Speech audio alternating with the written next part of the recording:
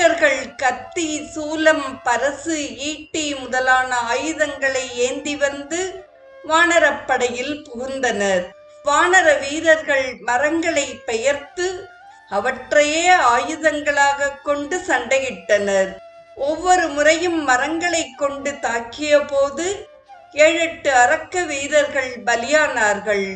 சில வானர வீரர்கள் மலைகளில் இருந்து பாறைகளை பெயர்த்து அவர்கள் மீது எரிந்து நசுக்கிக் கொன்றனர். மற்றும் சிலர் அரக்கர்களை பிடித்து கைவேறு கால்வேறாக கிழித்து எறிந்தனர்.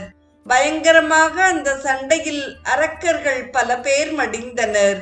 அங்கதன், நளன், சுஷேனன், ஆஞ்சநேயர் ஆகிய 4வரும் தங்களை எதிர்த்த தளபதிகளை கொன்று அவர்களைச் சேர்ந்த வீரர்களையும் நாசம் செய்தனர்.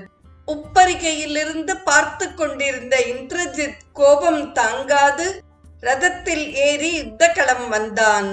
வில்லை எடுத்து அண்டம் கிடுகிடு